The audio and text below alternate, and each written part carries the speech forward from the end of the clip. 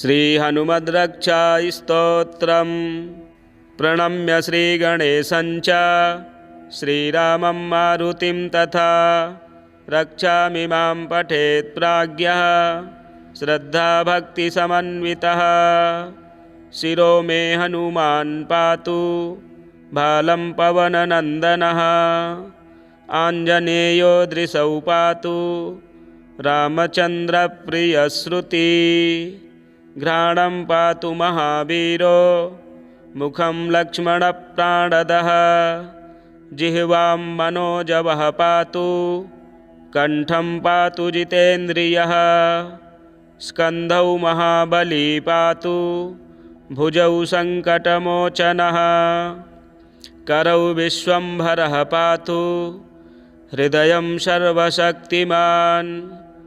मध्यं पातु महातेजाः नाभिं सागरलङ्घनः रामदूतः कटी पातु सक्थनीराक्षसेन्द्रजित्। ऊरुपुच्छबलः पातु भीमगर्वापहारकः जानुनी श्रीप्रदः पातु जङ्घे लङ्काप्रदाहकः। पादौ श्रीरामभक्तश्च सूर्यमण्डलभक्षकः हनुमान् पातु मे कायं मकरध्वजजन्मदः। एतां रुद्रबलोपेतां रक्षां यः सुकृती पठेत् स दीर्घायु सुखी पुत्री बलवान् बुद्धिमान् भवेत्। प्रणम्य श्रीगणेशं च श्रीरामं मारुतिं तथा रक्षामि मां पठेत् प्राज्ञः श्रद्धाभक्तिसमन्वितः।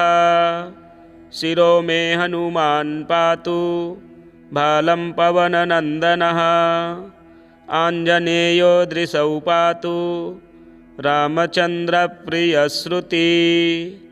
घ्राणं पातु महावीरो मुखं लक्ष्मणप्राणदः जिह्वां मनोजवः पातु कण्ठं पातु जितेन्द्रियः। स्कन्धौ महाबली पातु भुजौ सङ्कटमोचनः करौ विश्वम्भरः पातु हृदयं सर्वशक्तिमान्। मध्यं पातु महातेजाः नाभिं सागरलङ्घनः रामदूतः कटी पातु सक्थनीराक्षसेन्द्रजित्। ऊरुपुच्छबलः पातु भीमगर्वापहारकः जानुनी श्रीप्रदः पातु जङ्घे लङ्काप्रदाहकः। पादौ श्रीरामभक्तश्च सूर्यमण्डलभक्षकः हनुमान् पातु मे कायं मकरध्वजजन्मदः। एतां रुद्रबलोपेतां रक्षां यः सुकृती पठेत् स दीर्घायु सुखी पुत्री बलवान् बुद्धिमान् भवेत्। प्रणम्य श्रीगणेशं च श्रीरामं मारुतिं तथा रक्षामि मां पठेत् प्राज्ञः श्रद्धाभक्तिसमन्वितः। शिरो मे हनुमान् पातु भालं पवननन्दनः आञ्जनेयो दृशौ पातु रामचन्द्रप्रियश्रुति। घ्राणं पातु महावीरो मुखं लक्ष्मणप्राणदः जिह्वां मनोजवः पातु कण्ठं पातु जितेन्द्रियः। स्कन्धौ महाबली पातु भुजौ सङ्कटमोचनः करौ विश्वम्भरः पातु हृदयं सर्वशक्तिमान्।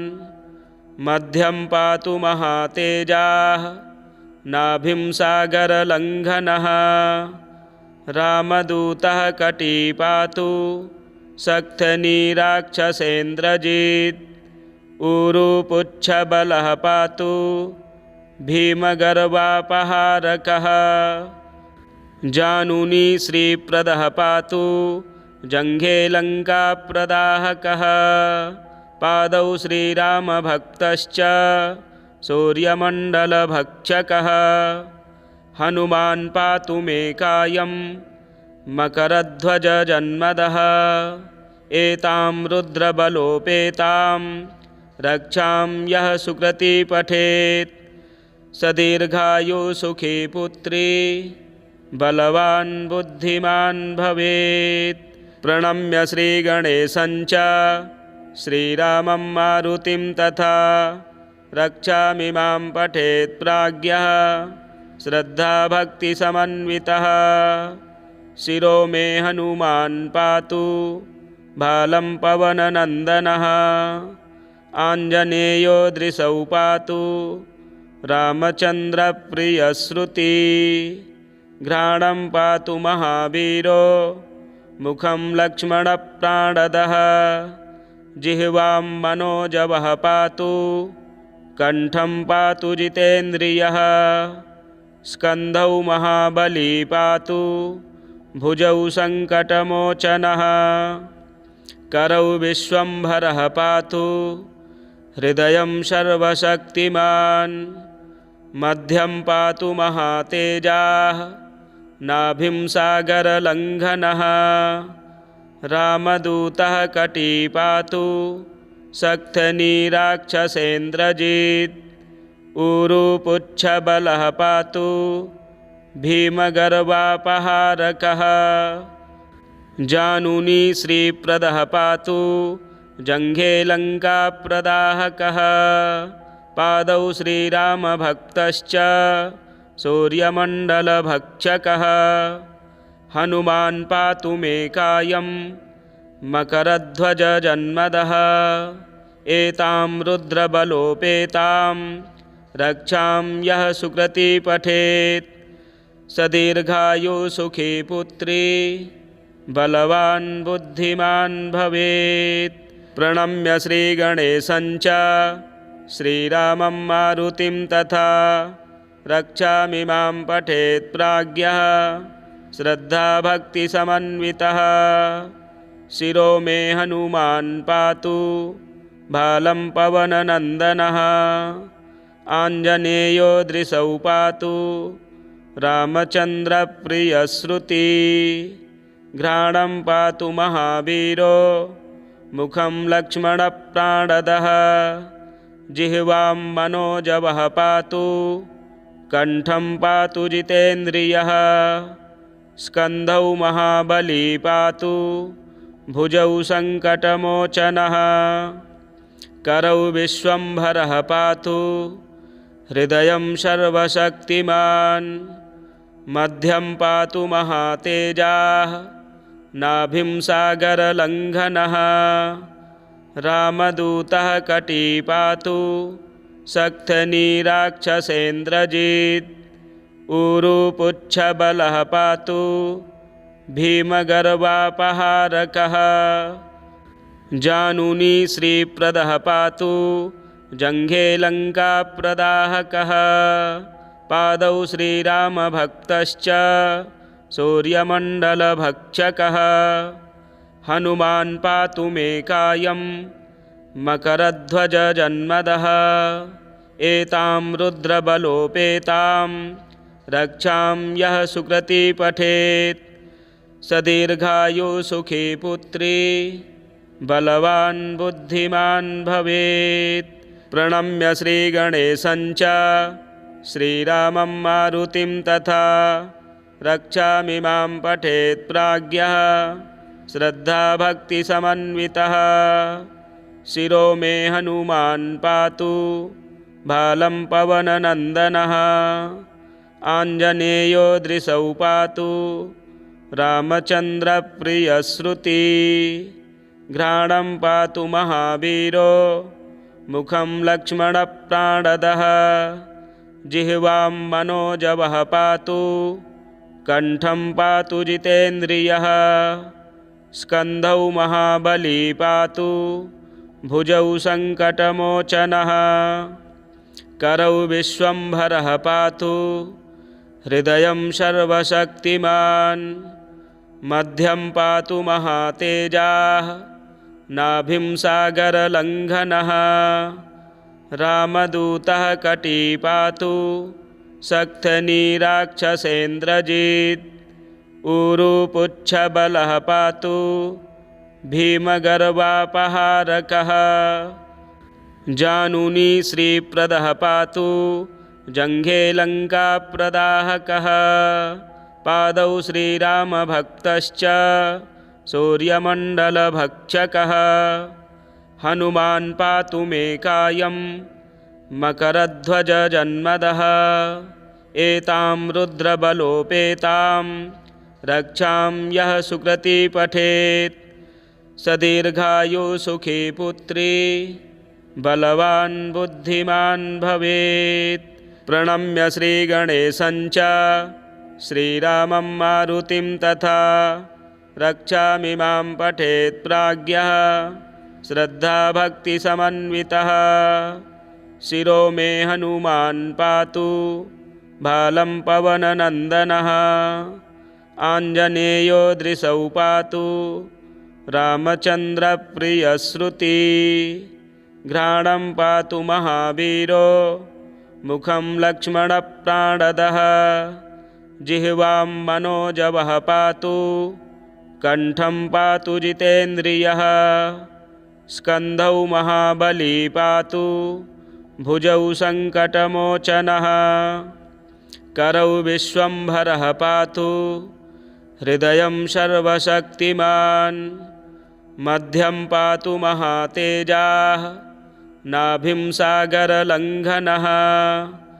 रामदूतः कटी पातु सक्थनीराक्षसेन्द्रजित् ऊरुपुच्छबलः पातु भीमगर्वापहारकः जानुनी श्रीप्रदः पातु जङ्घे लङ्काप्रदाहकः पादौ श्रीरामभक्तश्च सूर्यमण्डलभक्षकः हनुमान् पातु मे कायं मकरध्वजजन्मदः एतां रुद्रबलोपेतां रक्षां यः सुकृती पठेत् स दीर्घायुः सुखी पुत्री बलवान् बुद्धिमान् भवेत्। प्रणम्य श्रीगणेशं च श्रीरामं मारुतिं तथा रक्षामिमां पठेत् प्राज्ञः श्रद्धाभक्तिसमन्वितः शिरो मे हनुमान् पातु भालं पवननन्दनः आञ्जनेयो दृशौ पातु रामचन्द्रप्रियश्रुति घ्राणं पातु महावीरो मुखं लक्ष्मणप्राणदः जिह्वां मनोजवः पातु कण्ठं पातु जितेन्द्रियः स्कन्धौ महाबली पातु भुजौ सङ्कटमोचनः करौ विश्वम्भरः पातु हृदयं सर्वशक्तिमान् मध्यं पातु महातेजाः नाभिं सागरलङ्घनः रामदूतः कटी पातु सक्थनीराक्षसेन्द्रजित् ऊरुपुच्छबलः पातु भीमगर्वापहारकः जानुनी श्रीप्रदः पातु जङ्घे लङ्काप्रदाहकः पादौ श्रीरामभक्तश्च सूर्यमण्डलभक्षकः हनुमान् पातु मे कायं मकरध्वजजन्मदः एतां रुद्रबलोपेतां रक्षां यः सुकृती पठेत् स दीर्घायुः सुखी पुत्री बलवान् बुद्धिमान् भवेत्। प्रणम्य श्रीगणेशं च श्रीरामं मारुतिं तथा रक्षामिमां पठेत् प्राज्ञः श्रद्धाभक्तिसमन्वितः शिरो मे हनुमान् पातु भालं पवननन्दनः आञ्जनेयो दृशौ पातु रामचन्द्रप्रियश्रुति घ्राणं पातु महावीरो मुखं लक्ष्मणप्राणदः जिह्वां मनोजवः पातु, कण्ठं पातु जितेन्द्रियः, स्कन्धौ महाबली पातु, भुजौ सङ्कटमोचनः, करौ विश्वम्भरः पातु, हृदयं सर्वशक्तिमान्, मध्यं पातु महातेजाः, नाभिं सागरलङ्घनः, रामदूतः कटी पातु, सक्थनीराक्षसेन्द्रजित्, ऊरुपुच्छबलः पातु, भीमगर्वापहारकः, जानुनी श्रीप्रदः पातु, जङ्घे लङ्काप्रदाहकः, पादौ श्रीरामभक्तश्च, सूर्यमण्डलभक्षकः, हनुमान् पातु मे कायं, मकरध्वजजन्मदः, एतां रुद्रबलोपेतां, रक्षां यः सुकृती पठेत्, स दीर्घायुः सुखी पुत्री, बलवान् बुद्धिमान् भवेत्। प्रणम्य श्रीगणेशं च, श्रीरामं मारुतिं तथा, रक्षामि मां पठेत् प्राज्ञः, श्रद्धाभक्तिसमन्वितः, शिरो मे हनुमान् पातु, भालं पवननन्दनः, आञ्जनेयो दृशौ पातु, रामचन्द्रप्रियश्रुती, घ्राणं पातु महावीरो, मुखं लक्ष्मणप्राणदः, जिह्वां मनोजवः पातु, कण्ठं पातु जितेन्द्रियः, स्कन्धौ महाबली पातु, भुजौ सङ्कटमोचनः, करौ विश्वम्भरः पातु, हृदयं सर्वशक्तिमान्, मध्यं पातु महातेजाः, नाभिं सागरलङ्घनः, रामदूतः कटी पातु, सक्थनीराक्षसेन्द्रजित्, ऊरुपुच्छबलः पातु, भीमगर्वापहारकः, जानुनी श्रीप्रदः पातु, जङ्घे लङ्काप्रदाहकः, पादौ श्रीरामभक्तश्च, सूर्यमण्डलभक्षकः, हनुमान् पातु मे कायं, मकरध्वजजन्मदः, एतां रुद्रबलोपेतां, रक्षां यः सुकृती पठेत्, स दीर्घायुः सुखी पुत्री, बलवान् बुद्धिमान् भवेत्। प्रणम्य श्रीगणेशं च, श्रीरामं मारुतिं तथा, रक्षामि मां पठेत् प्राज्ञः, श्रद्धाभक्तिसमन्वितः, शिरो मे हनुमान् पातु, भालं पवननन्दनः, आञ्जनेयो दृशौ पातु, रामचन्द्रप्रियश्रुती, घ्राणं पातु महावीरो, मुखं लक्ष्मणप्राणदः, जिह्वां मनोजवः पातु, कण्ठं पातु जितेन्द्रियः, स्कन्धौ महाबली पातु, भुजौ सङ्कटमोचनः, करौ विश्वम्भरः पातु, हृदयं सर्वशक्तिमान्, मध्यं पातु महातेजाः, नाभिं सागरलङ्घनः, रामदूतः कटी पातु, सक्थनीराक्षसेन्द्रजित्, ऊरुपुच्छबलः पातु, भीमगर्वापहारकः, जानुनी श्रीप्रदः पातु, जङ्घे लङ्काप्रदाहकः, पादौ श्रीरामभक्तश्च, सूर्यमण्डलभक्षकः, हनुमान् पातु मे कायं,